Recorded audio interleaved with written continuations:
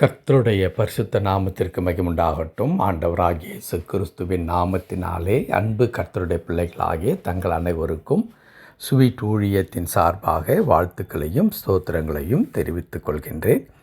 ஏசாயா தீர்க்கதரிசியின் புத்தகம் 9ஆம் அதிகாரம் 6வது வசனம். ஏசாயா 9ஆம் அதிகாரம் வசனம் 6.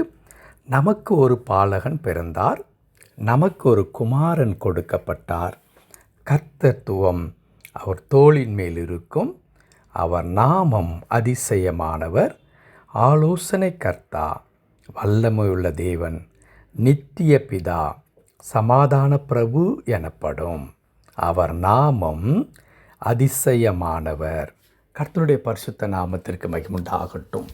என் அன்பு கடவுளுடைய பிள்ளைகளே, கிறிஸ்மஸ் அற்புதமான நம்முடைய இரட்சகருடைய பிறப்பின் நன்னாளை கொண்டாடுவதற்கு நாம் ஆயத்தமாய் கொண்டிருக்கிறோம். இதுவரையிலும் நம்முடைய எல்லா வீடுகளிலும் கிறிஸ்மஸ் ஆராதனையிலே பங்கு பெறுவதற்கு, அந்த நாளிலே புத்தாடை உடுத்துவதற்கு, இன்னும் பலவிதமான நிகழ்ச்சிகளை கொண்டாடுவதற்கு நாம் திட்டமிட்டு கொண்டே வந்த அந்த அற்புதமான நாள் இன்னும் ஒரே ஒரு நாளில் நமக்கு அது கைகூடி வரப்போகிறது என்கிறதான அந்த மட்டில்லாத மகிழ்ச்சி நம்மை நிரப்பி இருக்கிறது. என் அன்பு கடவுளுடைய பிள்ளைகளே, இயேசு கிறிஸ்துவனுடைய இந்த அற்புதமான பிறப்பை குறித்து தானே தீர்க்க தரிசன வசனத்தை தான் நாம் ஏசாயா புத்தகத்திலே நாம் இப்பொழுது வாசித்தோம். இந்த வசனம் நம் அனைவருக்கும் நன்றாக தெரியும். இவற்றிலே பிறக்கவிருக்கிறதான இயேசு இரட்சகராகிய அவருக்கு இன்னும் என்னவெல்லாம் பெயர், அவர் எப்படியெல்லாம் அழைக்கப்படுகிறார் என்ற காரியங்கள் இதில் சொல்லப்பட்டு கொண்டே வந்ததை பார்க்கிறோம். அவற்றிலே அவர் நாமம் அதிசயமானவர் என்று எழுதியிருக்கிறது. அந்த வார்த்தை இந்த காலை நேரத்தில் நாம் தியானத்திற்கு எடுத்துக்கொள்ள போகிறோம். அவர் நாமம், அவருடைய பெயர் எப்படிப்பட்டது? அதிசயமானவர் என்று எழுதப்பட்டிருக்கிறது. என் அன்பு கடவுளுடைய பிள்ளைகளே, இந்த அதிசயம் என்பது எதை குறிக்கிறது? எதையெல்லாம் நம் அதிசயம் என்று சொல்லுவோம் என்றால், நம்மை வியப்புக்குள்ளாக்குகின்ற, நம்மை மலைக்கச் செய்கின்ற, நம்மை பிரமிக்கச் செய்கின்ற, இப்படி நடப்பதற்கு சாத்தியமில்லையே, இது எப்படி நடந்தது என்று நம்முடைய கண்களையே நாம் நம்ப முடியாமல் இருக்கின்ற காரியத்தை பார்த்து தான் உண்மையாகவே இது அதிசயம் என்று சொல்லுவோம்.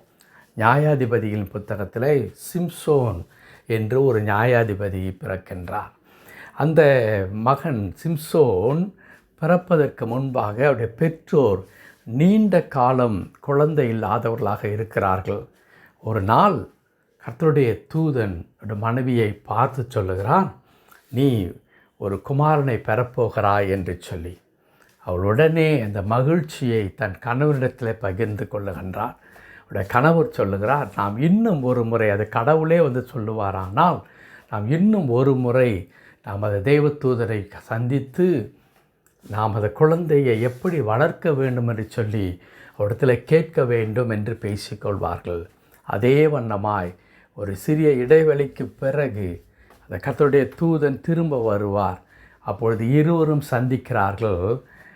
இருவரும் சந்திக்கும் பொழுது அவருடைய தந்தை, சிம்சோனுடைய தந்தை மனோவா கேட்பார், நீ சொன்ன காரியம் நடக்கும் பொழுது உம்முடைய நாமத்தை நாங்கள் கனப்படுத்த வேண்டும், ஆகையால் உம்முடைய நாமத்தை எங்களுக்கு தெரிவிக்க வேண்டும் என்று கேட்கின்றார். அப்பொழுது கர்த்தருடைய வார்த்தை மிக அழகாய் சொல்லுகிறது. அது தேவதூதன் சொன்னதாக, என்னுடைய நாமத்தை நீ ஏன் கேட்பாய், அது அதிசயம் என்று வேதத்தில் எழுதப்பட்டிருக்கின்றது. ஆனால் அதை ஆங்கிலத்தில் எப்படி சொல்லப்பட்டிருக்கிறது? இந்த அதிசயம் என்ற வார்த்தைக்கு என்ன பயன்படுத்தப்பட்டிருக்கிறது என்றால், இட் இஸ் பியாண்ட் அண்டர்ஸ்டாண்டிங் என்று சொல்லப்பட்டிருக்கிறது. அன்பு கடவுளுடைய பிள்ளைகளே, கர்த்தருடைய நாமம் எப்படிப்பட்டது? அது அதிசயம். அதிசயம் என்றால் என்ன? It is beyond understanding. அப்படி என்றால் நான் புரிந்து கொள்வதற்கு இயலாத ஒன்றாய் கர்த்தருடைய நாமம் இருக்கிறது. புரிந்து கொள்வதற்கு இயலாத ஒன்றாக, அப்படி என்றால் உச்சரிப்பு குறித்தா அல்லவே அல்ல. உச்சரிப்பை குறித்தால் அந்த பெயரை உச்சரிப்பது நமக்கு விளங்காது, அப்படி அல்ல. அந்த பெயரில் அவ்வளவு பெரிய வல்லமை இருக்கிறது, அவ்வளவு பெரிய வல்லமை. அந்த கர்த்தருடைய நாமம் அவ்வளவு பெரிய வல்லமையாக இருந்ததினால்தான் அந்த மனோவா தம்பதியினர் பல ஆண்டுகளாக பிள்ளை பாக்கியம் இல்லாதிருக்கிறார்கள். அவர்களை பார்த்து கடவுள் சொல்லுகிறார், நீ ஒரு குமாரனை பெறப்போகிறாய். அதே வண்ணமாக இரட்சகருடைய பிறப்பையும் ஆண்டவர் திட்டமிடும் பொழுது அவர் மிக அற்புதமாய் சொல்லுகிறார், ஒரு கன்னிகை கர்ப்பவதியாகி ஒரு குமாரனை பெறுவார். What A uniqueness! எவ்வளோ அதிசயமாக, எவ்வளோ ஒப்பில்லாதவராக. ஆகவே தான் இட்ஸ் பியாண்ட் அண்டர்ஸ்டாண்டிங் என்று சொல்லப்படுகிறது. கன்னிகை கர்ப்பவதியாகி குமாரனை பெறுவார். அன்பு கடவுளுடைய பிள்ளைகளே, நீங்களும் நானும் ஏற்றுக்கொண்டிருக்கின்ற அற்புதமான இந்த ஆண்டவர், நம்மை தேடி வந்த இரட்சகராகிய இந்த கடவுளுடைய நாமம் என்ன தெரியுமா? அது பியாண்ட் அண்டர்ஸ்டாண்டிங். நீங்கள் எவ்வளவு முயற்சித்தாலும் கர்த்தருடைய அந்த வல்லமையின் ஆழத்தை, அன்பின் ஆழத்தை, அவருடைய கிருபையின் ஆழத்தை புரிந்து கொள்ளவே முடியாது. அப்படிப்பட்ட ஆண்டவர் நம்மை தேடி வந்து நம்முடைய வாழ்க்கையில் தம்முடைய மகிமையை வெளிப்படுத்துகின்ற ஆண்டவராய், வல்லமையான காரியங்களை நமக்கு செய்கின்ற ஆண்டவராய் இருக்கிறார். அந்த அதிசயம் என்கிற கர்த்தருடைய நாமம் நம் வாழ்க்கையிலே நம் கூட இருக்கிறபடினாலே என்ன நடக்கும்? அது அதிசயங்கள் நடந்து கொண்டே இருக்கும். இந்த அதிசயம் என்ற நாமத்தை உடைய இயேசு கிறிஸ்து 3.5 ஆண்டுகள் இந்த உலகத்தில் இருக்கும் பொழுது அதிசயம் நடந்து கொண்டே இருந்தது.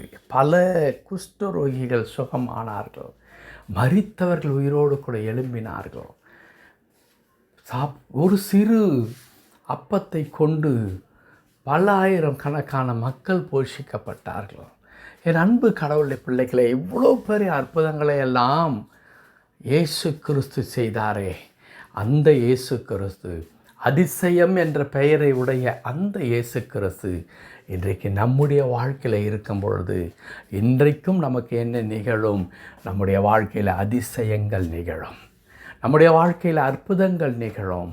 இட்ஸ் பியாண்ட் அண்டர்ஸ்டாண்டிங் என்று சொல்லக்கூடிய, அதை புரிந்து கொள்வதற்கே இயலாத அந்த கடவுளுடைய வல்லமை உங்களுடைய வாழ்க்கையில் செயல்படும். அந்த கடவுளுடைய வல்லமை உங்களுடைய வாழ்க்கையில் செயல்படும் பொழுது இதுவரைக்கும் அப்படியே மாற்ற முடியாது என்று இருந்த எல்லா பிரச்சனைகளும் இமைப்பொழுதிலே மாற்றப்பட்டு விடும். அப்பொழுது நீங்கள் உங்கள் கண்களையே நம்ப முடியாமல், நான் பார்ப்பது உண்மைதானா? எனக்கா இது நிகழ்ந்திருக்கிறது? என் குடும்பத்திலா இது நிகழ்ந்திருக்கிறது? என் பிள்ளையின் வாழ்க்கையிலா நிகழ்ந்திருக்கிறது? என்று சொல்லி பிரமிக்கத்தக்கதான விதத்தில் கடவுள் தம்முடைய அதிசயத்தை நிகழ்த்துவதற்கு அவர் போதுமானவராயிருக்கிறார். ஆம், அன்பு கடவுளுடைய பிள்ளைகளே, நம்மை தேடி வந்த இரட்சகருடைய நாமம் அதிசயம். அவர் நாமம் அதிசயமானது. இந்த அதிசயமான ஆண்டவர் உங்கள் வாழ்க்கையில் தொடர்ந்து அதிசயங்களை செய்ய போகிறார். ஜெபிக்கலாமா? கிருபை நிறைந்த நல்ல ஆண்டவரே, நாங்கள் உம்மை துதிக்கிறோம், உமக்கு நன்றி செலுத்துகிறோம். எங்களை தேடி வந்த ஆண்டவர் அதிசயத்தை செய்கின்ற ஆண்டவராயிருக்கிறீர். ஆம் கர்த்தாவே, எங்கள் வாழ்க்கையிலும் அப்படிப்பட்ட மாபெரும் அதிசயங்களை இன்றும் நீ செய்து கொண்டிருக்கிறீர் ஆண்டவரே. எங்களுடைய பாவத்திலிருந்து எங்களை மீட்டெடுத்தது அது ஒரு மாபெரும் அதிசயம் ஆண்டவரே. எங்களுக்கு கொடுத்திருக்கிற அந்த ரட்சிப்பு அது மாபெரும் அதிசயம் ஆண்டவரே. ஏனென்றால் இவையெல்லாம் இந்த உலகத்தில் ஆண்டவரே நாங்கள் பணம் கொடுத்தோ எங்களை சுய முயற்சியினாலோ நாங்கள் பெற்றுக்கொள்ள முடியாது ஆண்டவரே. அது உம்முடைய அதிசயத்தின் நிமித்தமாகவும் உம்முடைய அன்பின் நிமித்தமாக உண்டாகின்ற உண்டாண்டவரே. அதை எங்களுக்கு கடவுள் கொடுத்தீர், அதற்காய் தோத்திரம். தொடர்ந்து தெய்வ வல்லமை எங்கள் ஒவ்வொருடைய வாழ்க்கையிலும் செயல்பட்டு உம்முடைய அதிசயத்தை எங்கள் வாழ்க்கையில் கர்த்தாவே நீர் ஆண்டவரை வெளிப்படுத்தி எங்கள் வாழ்க்கையில் இருக்கிற எல்லா விதமான இன்னல்களும் துன்பங்களும் மறைந்து போகத்தக்கதாக ஆண்டவரே கிருபை தாரும். இதோ எல்லா ஜனத்திற்கும் மிகுந்த சந்தோஷம் என்று சொல்லி தேவதூதன் அன்றைக்கு சொன்னாரே, அதே வண்ணமாய் அதிசயத்தை செய்கின்ற ஆண்டவர் எங்கள் ஒவ்வொருடைய வாழ்க்கையிலும் கர்த்தாவே நீர் அதை அதிசயத்தை செய்யும்படியாய் நாங்கள் செபிக்கிறோம்.